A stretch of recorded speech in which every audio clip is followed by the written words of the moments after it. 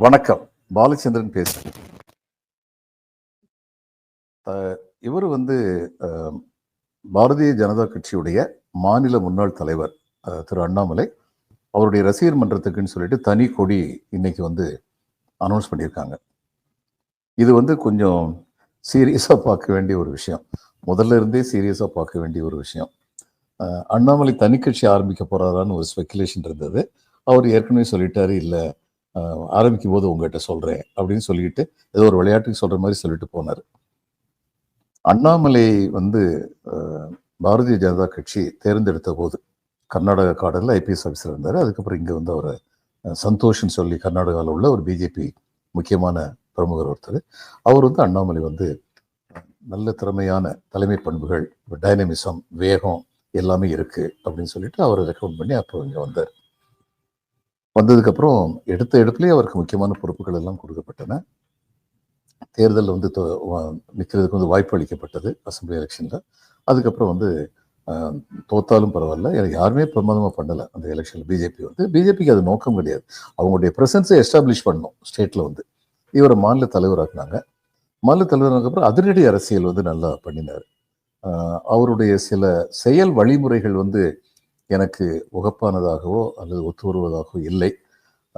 ஆனால் இவர் வந்ததுக்கு அப்புறம்தான் தமிழ்நாட்டில் பிஜேபிங்கிற ஒரு கட்சி இருக்குங்கிறது கிராமப்புறங்கள் அளவுக்கு சென்றடைந்தது அப்படிங்கிறதுல சந்தேகமே கிடையாது. தமிழிசை வந்து முயற்சி பண்ணியிருக்காங்க, முருகன் வந்து முயற்சி பண்ணியிருக்காரு. ஆனால் அவங்களுக்கு கிடைக்காத வெற்றி வந்து இவருக்கு கிடைச்சது. ஆனால் அதே சமயம் அவர் வந்து அதுக்கு வந்து ஒருவேளை அவர் மேல் இடத்துல என்ன சொல்லியிருக்கலாம்னா, இதுவரைக்கும் பிஜேபியில் வந்து முக்கியமான பொறுப்புகள் இங்கே இருந்தவங்கலாம் இதை ஒரு சாட்டர்டே ஈவினிங் கிளப் மாதிரி நடத்திட்டு இருந்தாங்க. அவங்களுக்கு தேவையான வசதிகள்லாம் வந்து கிடைச்சிக்கிட்டு இருந்தது. ஆனால் கட்சி வளரலை அப்படின்னு சொல்லியிருந்திருக்கலாம். அது உண்மையும் கூட. அதனால வந்து அவர்கள் ஒதுக்கி வைக்கப்பட்டார்கள். இவர் வந்து முன்னாடி வந்தார்னா அவங்க வந்து ஒரு மிக வலிமையான ஒரு குழுமத்தை சேர்ந்தவர்கள் அப்படிங்கிறனால அவங்க சந்தர்ப்பத்தை எதிர்நோக்கிட்டு இருந்தாங்க. அந்த சந்தர்ப்பம் கை சேர்ந்த பொழுது அவர் தன்னுடைய பதவியிலிருந்து நீக்கப்பட்டார். தலைவர் பதவியில் நீக்கப்பட்டார். இப்போ தலைவர் பதவியிலிருந்து நீக்கப்பட்டார்னா இவருக்கு வந்து மேலிடத்துடைய ஆசீர்வாதம் இல்லாமல் போயிடுச்சு. ஆனால் இல்லை, மேலிடம் வந்து பாஜகவுக்கு எப்படியாவது கட்சியை வளர்க்கணும். அண்ணாமலை வந்து இவங்க சொல்கிறாங்கன்னு ஒரேடியாக ஓரம் கட்டிட்டா இவங்க யாரும் சொல்கிறவங்க யாரும் ஃபீல்டில் போய் நின்று வேலை பார்க்க போகிறதில்ல. மறுபடியும் இது ஒரு சாட்டர்டே ஈவினிங் கிளப் ஆயிரும். அதை அனுமதிக்க முடியாது. அதனால நயினார் வந்து கொண்டு வந்திருக்காங்க அடுத்த தலைவராக. முன்னாள் அதிமுக அமைச்சர் நயினார் வந்து இவங்களுடைய இது வர்ணாசிரம சித்தாந்தங்கள் இதுக்கெல்லாம் எதிர்ப்பாக பேசுகின்ற திராவிட கட்சிகளுடைய ஒரு முக்கியமான பொறுப்பில் இருந்தவர். அது எல்லாத்தையும் மீறி அவரை கொண்டு வந்தது காரணம் இங்கே வந்து திராவிட முகம் தேவைப்படுது அப்படிங்கிறத மனசில் வச்சு கொண்டு வந்தாங்க. இவர் வந்து இவரை மாதிரி அண்ணாமலை மாதிரி அதிரடி அரசியல் நடத்துறது இல்லை. ஜென்டில்மென்ஸ் பாலிடிக்ஸ் வந்து நடத்திட்டு இருக்காரு. அதனால கூச்சல் குழப்பம் எல்லாம் அண்ணாமலைக்கும் இவருக்கும் இடையிலேயே நடந்துகிட்டு இருக்குங்கிறத நம்ம பார்க்கத்தான் செய்கிறோம். அப்போ இந்த நேரத்தில் வந்து இவர் தனி கட்சி ஆரம்பிப்பாரா? முக்கியமான கேள்வி. எதை செஞ்சாலும் அண்ணாமலை வந்து டெல்லியில் உள்ள மேலிடத்தை வந்து பகிர்ச்சிக்க மாட்டார். ஏன்னா அவர் வந்து ஒரு போலீஸ் ஐபிஎஸ் ஆஃபீஸராக இருந்தவர். மேலிடத்தை பயிற்சிக்கிட்டு 2 வழக்கு அதுன்னு சொல்லி பாஞ்சதுன்னா அதில் என்னென்ன விதமான தொந்தரவுகள்லாம் வரும் அப்படிங்கிறது வந்து எம்ஜிஆருக்கு ரொம்ப நல்லா தெரிஞ்ச மாதிரி அண்ணாமலைக்கும் நல்லா தெரியும். அதனால இவர் வந்து டெல்லி மேலிடத்தை வந்து பயிற்சிக்க மாட்டார். அதே சமயம் தனக்குன்னு சொல்லி ஒரு இடம் இருக்கணும், தனித்துவமான ஒரு இடம் இருக்கணும். அது எந்த ஒரு அரசியல்வாதிக்கும் இருக்கிற ஒரு ஆசை. அந்த ஆசை வந்து இவருக்கும் இருக்கக்கூடாது. இவருக்கும் அந்த ஆசை இருக்கு. அப்போ இவரை பயன்படுத்திக்க வேண்டிய தேவை இருக்கு. எப்படி பயன்படுத்துறது? இன்னைக்கு வந்து இவரை வந்து கட்சியில முக்கியமான பொறுப்பு கொண்டு வர முடியாது. இவரை பொறுத்த மட்டும் இபிஎஸ் வந்து வளரக்கூடாது. ஏன்னா இபிஎஸ் இவர் ஒரு உரையில் 2 கட்சிகள் இருக்கக்கூடாதுன்னு சொல்ற மாதிரி ஒரே உரையில வந்து 2 கட்சி இருக்க முடியாது. அதனால வந்து இபிஎஸ் வந்து வளர்ந்தார் என்றால் இவர் வளர முடியாதுன்றனால அதுல ரொம்ப தீவிரமா இருப்பார். இபிஎஸ்க்கு வந்து முதலமைச்சர் பதவி கிடைத்து விடக்கூடாதுங்கிறதே தீவிரமா இருப்பார். இன்னைக்கு வந்து இவர் வந்து அண்ணா ஏடிஎம்கே பிஜேபி அலையன்ஸை எதிர்த்துத்தான் வேலை பார்ப்பாரு அப்படிங்கிறதுல எந்த விதமான சந்தேகமும் இல்லை. அரசியல் நெளிவு சுழல்களை மிக குறுகிய காலத்தில் நன்றாக கற்றுக்கொண்டார் அண்ணாமலை அப்படிங்கிறதுல எந்த விதமான சந்தேகமும் கிடையாது. இப்போ இந்த எத்திக்கல் பாலிடிக்ஸ் ஒன்று இருக்கு. ஒரு காலத்தில் வந்து அப்படிப்பட்ட ஒரு நெறிமுறையான ஒரு அரசியல் இருந்தது. ஆனால் இன்னைக்கு அந்த மாதிரி அரசியல் வந்து அதிகமாக இல்லை, பல பேர்த்த கிடையாது. அது ஆல் இந்தியா லெவல்லையும் சரி, ஸ்டேட் லெவல்லையும் சரி. அதனால அரசியல் திறமையாக பண்ணுகிறவர்கள் யார் அப்படிங்கிறத மட்டும் அடிக்கொள்ளிட்டு பார்த்தோம்னா அண்ணாமலை வந்து நிச்சயமா அரசியல் வந்து ரொம்ப திறமையா பண்றாரு. அவரை பற்றி அவருடைய கட்சிக்காரங்களே வந்து ஊழல் புகாரெல்லாம் சொல்லியிருக்காங்க. இவரை பற்றி இடி ஸ்கேனிங் பண்ணதுன்னு சொல்றாங்க. நமக்கு தெரியாது பண்ணாங்களான்னு.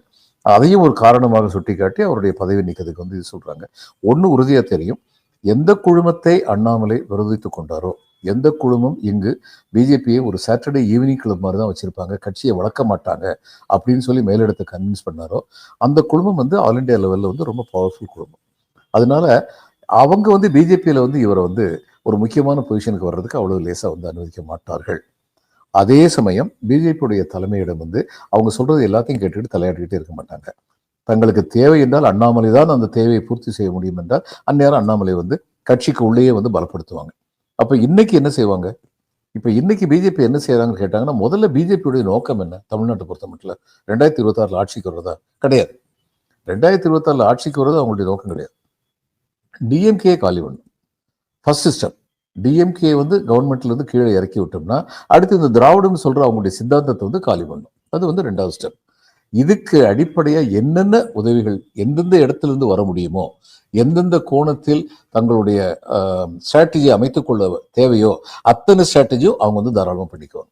அதுல ஒரு ஸ்ட்ராட்டஜியாக அண்ணாமலை பயன்படுத்தப்படுவார்.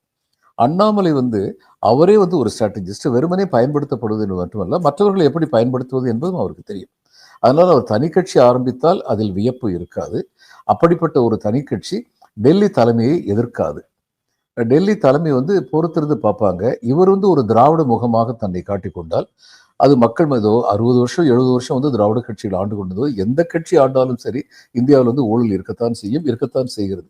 ஊழலுக்கு எதிரான மிக வெற்றிகரமான போராட்டம் என்பது மக்கள் ஊழலை எதிர்த்து நிற்கும் பொழுதுதான். மற்றபடி ஊழல் என்றுமே வந்து ஒழியாது. இது ஒரு கசப்பான உண்மை.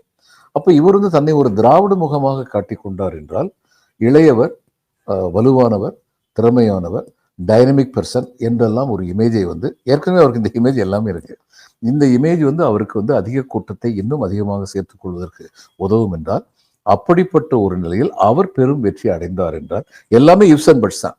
அவர் ஒரு பெரும் வெற்றி அடைந்தார் என்றால் அந்த வெற்றியை பயன்படுத்தி கொள்ள பாஜக தயங்காது. தங்களுடைய ஃபைனல் அப்ஜெக்டிவ்காக இவருக்கு வந்து திராவிட சித்தாந்தம், வர்ணாசிரம் எதிலையும் நம்பிக்கை கிடையாது. அது மாதிரி சித்தாந்தத்துக்குள்ள தன்னை கட்டுப்படுத்தி கொண்டவர் அல்ல திரு அண்ணாமலை. Practical politician.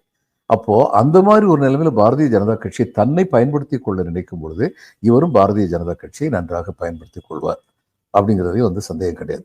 அதனால இன்னும் கொஞ்ச நாள் எலெக்ஷனுக்கு இருக்கு, இதுக்குள்ளேயே ஒரு கட்சி ஆரம்பிக்க போறாரா அல்லது தேர்தலுக்கு அப்புறம் ஆரம்பிக்க போறாரா, இதெல்லாம் வந்து பொறுத்திருந்து பார்க்கணும். ஆனால் whether somebody likes it or not, யாருக்கும் இது பிடிச்சிருக்கிறதா பிடிக்கலையாங்கிறது 2வது விஷயம். அண்ணாமலை தமிழக அரசியலில் ஒரு தவிர்க்க முடியாத சக்தியாக உருவெடுத்திருக்கின்றார் அப்படிங்கிறதுல யாருக்கும் எந்த விதமான சந்தேகமும் வேண்டாம். அவரை எதிர்த்து நிற்கிற குழுமம் வந்து மைனாரிட்டியாக இருந்தாலும் ரொம்ப பவர்ஃபுல்லான ஒரு குரூப். அவங்க வந்து ஏகப்பட்ட தொந்தரவு இவருக்கு நிச்சயமாக கொடுப்பாங்க. ஒன்று அவங்ககிட்ட வந்து இவர் காம்ப்ரமைஸ் பண்ணிக்கணும், அப்படி இல்லைன்னா அவங்களை மீறி தன்னை வந்து நிலைநிறுத்திக் கொள்ள வேண்டும். என்ன செய்ய போறாரு அப்படிங்கிறது வருங்காலத்தில் வந்து நம்ம பார்க்கலாம். அண்ணாமலை அவர்களுக்கு நான் விரும்புவதெல்லாம், அவர் மிக இளையவர். ஒரு இதில் திருமணத்தில் வந்து அவரை பார்த்த பொழுது நான் வந்து சொன்னேன், உங்களுக்கு அடுத்து குறைஞ்சது இன்னொரு 30 வருஷம் ஆக்டிவ் பொலிட்டிக்கல் லைஃப் இருக்கு. He is 41 years old. 30 வருஷத்துக்கு மேலே அவருக்கு ஆக்டிவ் பொலிட்டிக்கல் லைஃப் இருக்கு அப்படிங்கிற சந்தேகம் இல்லை. சில அடிப்படை கோட்பாடுகள் அல்லது அடிப்படையாக கையாளுகின்ற நடைமுறைகள் இவற்றிலெல்லாம் அவர் சற்று அதிகமான கண்ணியத்தை கொண்டு வர முயற்சி செய்தால் அவருக்கு இருக்கின்ற ஆதரவு இன்னும் அதிகமாக பெருகுவதற்கு வாய்ப்பு இருக்கிறது என்று நம்புகின்றேன். நன்றி, வணக்கம்.